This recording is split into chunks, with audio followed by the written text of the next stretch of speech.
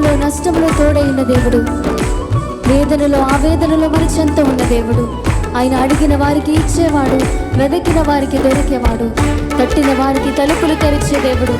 దేవానికి స్తోత్రం అంటూ హృదయపూర్వకంగా ఆయన ఆరాధన చేద్దాం.